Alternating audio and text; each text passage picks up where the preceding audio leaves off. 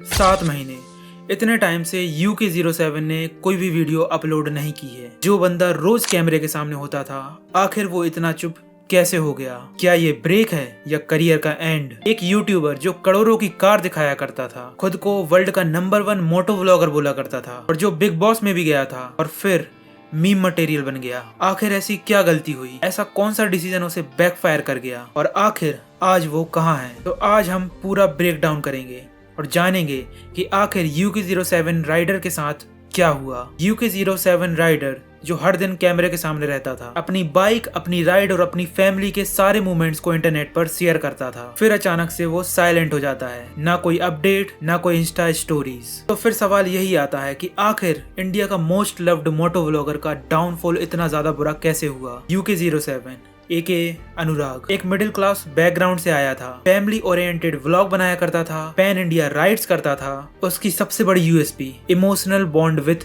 Audience उससे ऐसे relate करती जैसे ये हम जैसा ही है, जो अपने ड्रीम को चेस कर रहा है और कहीं ना कहीं उसने अपने ड्रीम्स को पा भी लिया है। फिर आता है उसकी लाइफ में सबसे खतरनाक turning point, big boss effect. 14 अगस्त 2023 बिग बॉस OTT सीजन 2 का विनर अनाउंस होता है, एल्विस यादव। एक ही महीने में 10 मिलियन फॉलोअर्स गेन करना, इंस्टा पर 5 से 6 लाख प्लस व्यूज आना और स्टोरी व्यूज भी 10 मिलियन क्रॉस हो जाना, ये सब चीजें अनरियल ग्रोथ दिखाती हैं। और पूरी इंडिया में भी एक ही वेव चल रही थी और इसी फेम और अनरियल ग्रोथ का शिकार बनता है UK07 और यही शायद उसकी लाइफ का सबसे ज्यादा बैकफायर करने वाला डिसीजन बना होगा। अक्टूबर में अनुराग बिग बॉस में एंट्री लेता है और अनुराग का इंटेंशन क्लियर था, ग्रोथ, फेम, बिगर प्लेटफॉर्म, म्यूजिक वीडियोस और शायद बॉलीवुड में एंट्री। पर ध्यान रखने वाली बात यह है कि बिग बॉस एक ऐसा शो है, या तो वो आपको बना देगा या आपकी इमेज को पूरी तरीके से डिस्ट्रॉय कर देगा, जिसके अंदर घर में रहते हैं 20 लोग,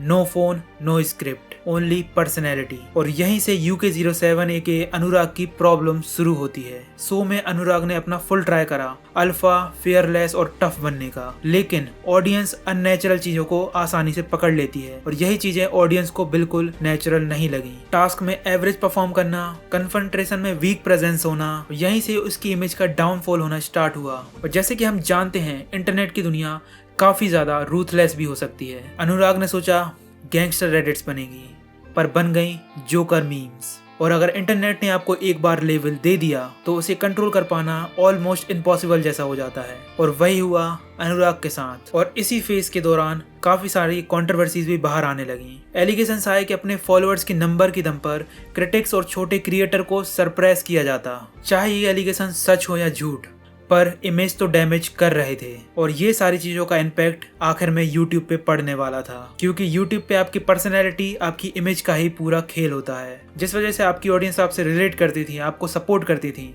ऐसी एलिगेशंस बाहर आने के बाद वही ऑडियंस UK07 को हेट करने लगी।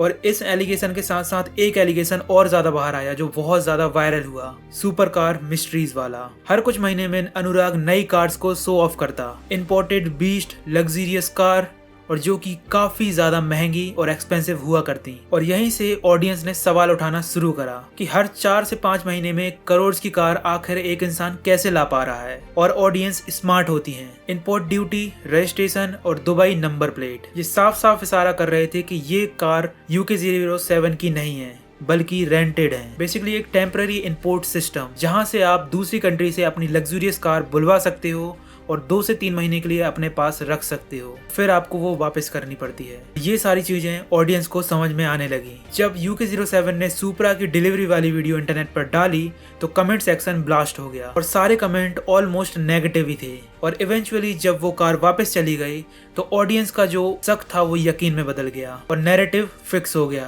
फेक लग्जरी का। चाहे ये सारी चीजें लीगल हों, पर ऑडियंस की नजर में आप उनके साथ धोखा कर रहे हो। और यही चीज UK07 के केस में बहुत ज्यादा बैकफायर करती है और यहीं से सारी प्रॉब्लम स्टार्ट होती हैं। Fake lifestyle, fake luxury, fake cars और फेक पर्सोना। और यहाँ से ऑडियंस को हर चीज UK07 की फेक लगने लगी और ऑडियंस का मन में UK07 अब जोकर ही बन चुका था। और ये भी नहीं भूलना चाहिए कि डाउनफॉल कोई इवेंट नहीं है, ये सब होता है आपकी रॉन्ग टाइमिंग, रॉन्ग प्लेटफॉर्म और ईगो ड्रिविंग डिसीजन से। बिग बॉस में गए एक्सपोजर के लिए, वहां से आपकी इमेज डिस्ट्रॉय हो गई। आपने लग्जरियस कार दिखाई, आपकी फेक लग्जरी बाहर आ गई। और जो ऑडियंस के सामने आप रिलेटेबल बनते थे मिडिल क्लास बताकर, छोटे क्रिएटर्स को दबाने वाली चीज उनके लिए बैकफायर कर गई। अब सबसे बड़ा सवाल ये आता है कि आखिर अनुराग है कहाँ? तो करंट रिपोर्ट्स के हिसाब से वो अपने ऑफलाइन बिजनेस पर फोकस कर रहे हैं। रिपोर्ट्स के हिसाब से वो रियल एस्टेट वेंचर्स में काम करते हैं। शायद ये स्मार्ट मूव था, क्योंकि जब आपके खिलाफ हेट वेव चल रही हो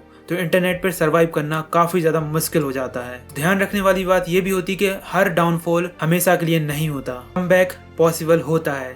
बस टाइम और सही मूव का इंतजार करना होगा। और ऑडियंस और फॉलोअर्स भी काफी ज्यादा फॉरगिविंग भी होते हैं। बस अपना ओपिनियन और अपने साइड की सिचुएशन बतानी होगी। तो जाते जाते मैं ये कहना चाहता हूँ कि ये कोई हेट वीडियो नहीं है, ये वीडियो सिर्फ लेसन है कैसे एक सक्सेसफुल करियर वाले क्रिएटर को एक रॉन्ग मूव हमेशा के लिए डिस्ट्रॉय करके रख सकती है। और जैसे हम जानते हैं कि फेम बहुत तेजी से मिलता है, बहुत फास्ट मिल सकता है, पर रिस्पेक्ट बहुत स्लो मिलती है। जाते जाते आपके लिए एक सवाल है कि क्या UK07 अब कमबैक कर पाएगा, या फिर YouTube इंडिया का UK07 एक डाउनफॉल क्रिएटर बन जाएगा? कमेंट करके जरूर बताना। और आपके भी क्या ओपिनियन है इन सारी चीज़ों को लेके मुझे कमेंट्स में जरूर बताना। और अगर आप यहाँ तक वीडियो देख रहे हो तो प्लीज़ सब्सक्राइब करिए। तो मिलते हैं नेक्स्ट वीडियो में।